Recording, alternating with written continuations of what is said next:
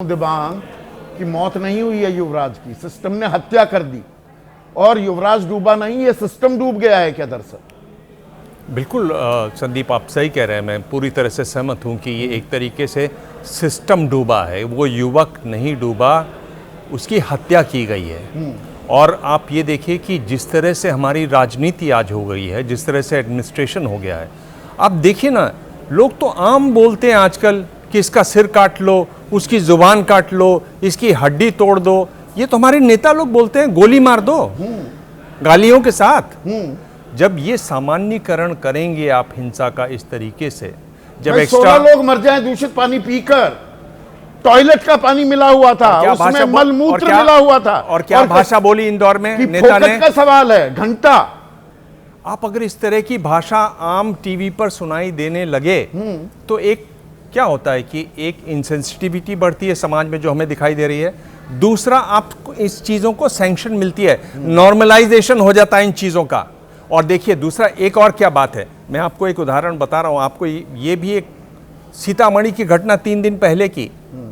ये रितेश कुमार नाम का लड़का गोलू 7वीं की कोचिंग के लिए जा रहा था, वहाँ से एक ट्रक ने टक्कर मारी, वो पलट गया, उसमें मछलियाँ थी, किसी ने पुलिस को नहीं बुलाया, किसी ने उस बच्चे को अस्पताल नहीं पहुंचाया, लोग मछलियां लूटते रहे। लूट रहे थे लोग, मछलियां लूटते रहे। आपने वो देखी होगी वो तस्वीरें। ये हमारे समाज में हो रहा है। देखिए होता क्या है, ऐसा नहीं है कि इक्का दुक्का घटना है, एक इसमें रेशियल अदरनेस की भी चीज है, वो हम नहीं है।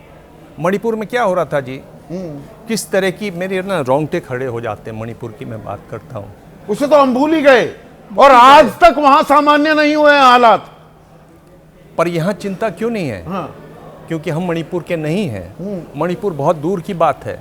दलितों पर किस तरह से हिंसा होती है, आप देखिए किस तरह से मध्य प्रदेश में 1 महीना लग जाए एफआईआर होने में, सरकार को कानो कान खबर नहीं हुई, पुलिस को पता नहीं लगा।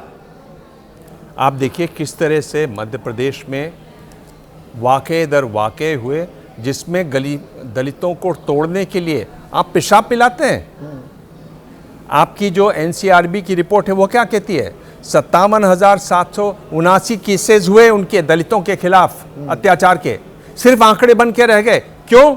क्योंकि वो हम नहीं हैं। हम नहीं है ना दलित, हम नहीं है मणिपुर के, हम नहीं है मुसलमान। ये जो अदरनेस की वजह से हम इतने ज़्यादा एज ए समाज, हम इतने ज़्यादा अपने में हो गए हैं। हमें सोशल मीडिया इतना ज़्यादा रोकता है। मीडिया में जो वायलेंस की कवरेज है, और इस पर चूँकि सबसे पहले मीडिया में जो कायम का शो था वो मैंने शुरू किया था जब मैं दूसरे चैनल में था, तब हमने एक स्टडी देखी थी अमेरिका में, जो स्टडी हुई, जो ये बताती है कि आप बहुत ज़्यादा वायलेंस दिखाएंगे टेलीविज़न पर तो उससे पैदा होने वाले बच्चे, उनके लिए नॉर्मलाइजेशन होगा, हाथ उठेंगे। इसलिए हमने बहुत सावधानी बरती थी, हम बहुत चीज़ नहीं दिखाते थे। फिर दूसरे चैनलों ने शुरुआत की जिसमें रिक्रिएट करने लगे आप क्राइम को, तो उसमें मीडिया तक जिम्मेदार है, समाज जिम्मेदार है। जिस तरह से समाज टूट रहे हैं आज, परिवार टूट रहे हैं। वाजिब सवाल पूछा एक दर्शक ने कि, और ये सवाल फिर से आ ही गया है, क्या कार्रवाई के लिए सरकार और नोएडा अथॉरिटी मौत का इंतजार कर रही है? ये आपको पहले नहीं पता था, अब एसआईटी का भी गठन हो जाएगा, 5 दिन में सब कुछ दुरुस्त हो जाएगा, मुकम्मल हो जाएगा। देखिए, सरकार अथॉरिटी जानती है कि इसमें कुछ नहीं होने वाला है। आप हो सकता है टेलीविजन पर एक चैनल पर हल्ला करें, बाकी और कोई इस पर बात नहीं करने वाला है। एक सन्नाटा है इसको लेकर, लोग भुला देंगे इसको, इसलिए किसी को असर नहीं पड़ता। नॉर्मलाइजेशन है। यहां तो हम बिना कोर्ट के, बिना अदालत में गए, बिना मुकदमे के हम सीधे गोली मार देते हैं, तय कर देते हैं। जब आप इस तरह का समाज बनाएंगे, इस तरह का एडमिनिस्ट्रेशन बनाएंगे, तो यही होगा। ये इसमें निहित है। एक और अहम सवाल है, हमारी तो उसके अंदर संलिप्तता है ही शीतल, पर जब हम विश्व गुरु बनने की ताल ठोकते हैं, उत्तर प्रदेश कह रहा है इतना विकसित इलाका, और उसका सबसे विकसित इलाका नोएडा जी, यहां की पुलिस प्रशिक्षित नहीं है कि कोई लड़का वो एक गड्ढे में गिर जाए कार के साथ, वो ऊपर कार पे खड़ा है, उसे बाहर नहीं निकाल पाई, ना फायर ब्रिगेड, ना एसडीआरएफ।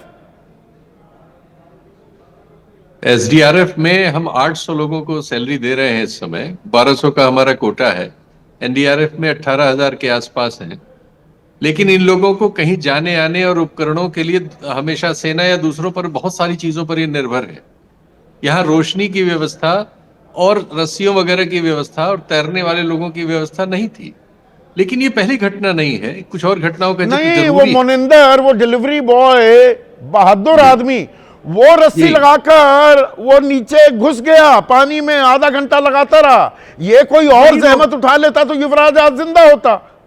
समाज में अगर कुछ मनुष्यता बची है तो उन्हीं मजदूरों वगैरह में ही है। हम सब लोग तो उसके मतलब कह सकते हैं कि निष्प्रह हो चुके हैं। हम ये तो सच्चाई ज़ॉम्बी है। हो गए हैं। We are zombies. जो- We are turning into zombies.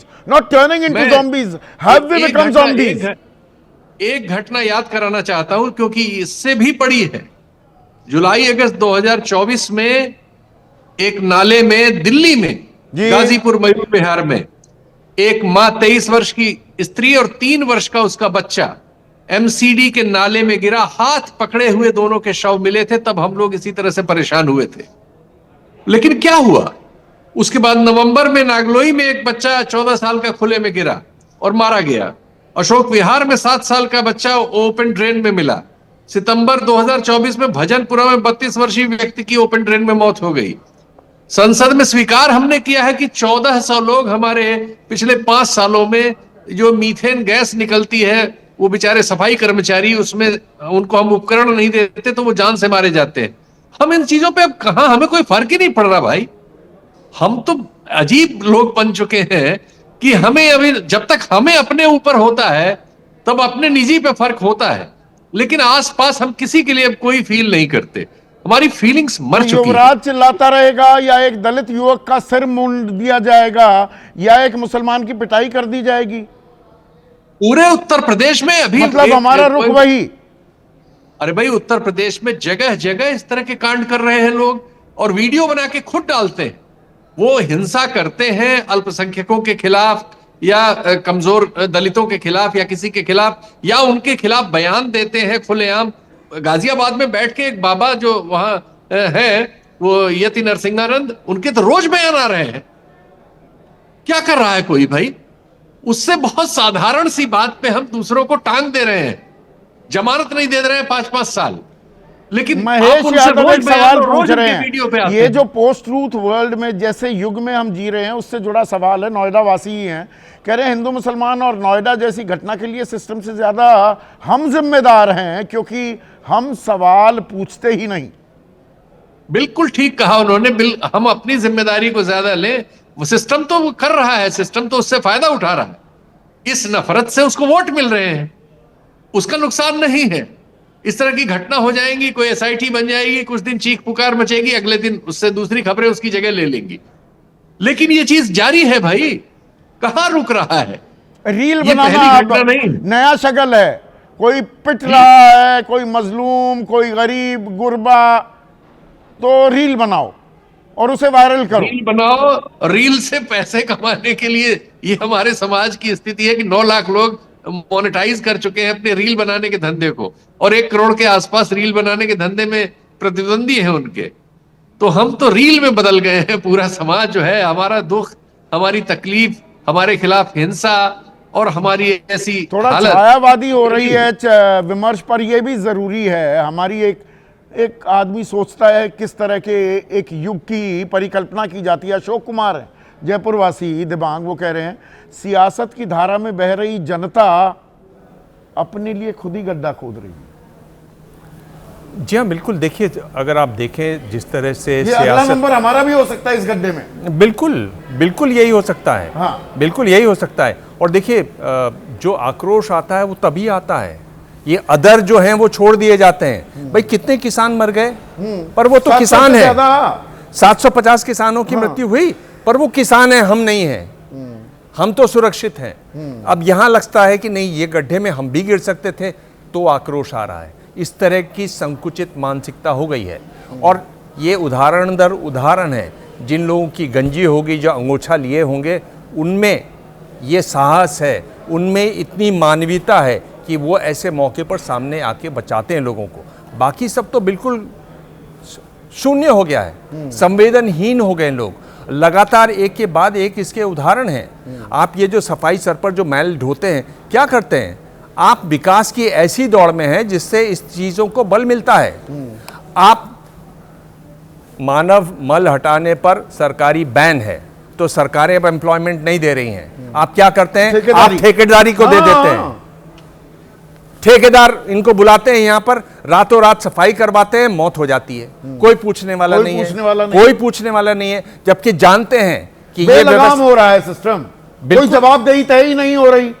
बिल्कुल बेलगाम तो ठीक है। 2 साल से ये बेसमेंट वहां खुद ही पड़ी थी। बेलगाम तो एक बात है संदीप, बड़ी बात यह है कि इसका नॉर्मलाइजेशन हो गया है, सामान्यीकरण हो गया है। ये तो इतना तो ये तो आम बात है, ये तो होता ही है। अब मोड़ होगा तो मर ही जाएगा। ये जो सामान्यीकरण है हिंसा का, जो नॉर्मलाइजेशन, अरे पानी गंदा हो गया तो क्या हो गया? कुछ ही लोग तो मरे हैं। हाँ, कुछ ही लोग मरे हैं।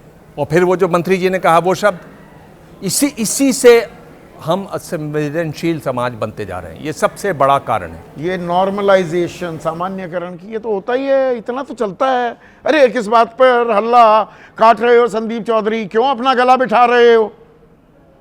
अगला नंबर आपका भी हो सकता है। युवराज की सिस्टम ने हत्या कर दी। अगला नंबर आपका तो नहीं होने वाला है। तो सवाल तो उठाने होंगे, पूछने होंगे। ये खामखा के हिंदू मुसलमान के विमर्श से आगे क्या आप, मैं, हम सब बढ़ने को तैयार हैं? जरा सोचिएगा इस बारे में। आज इतना ही।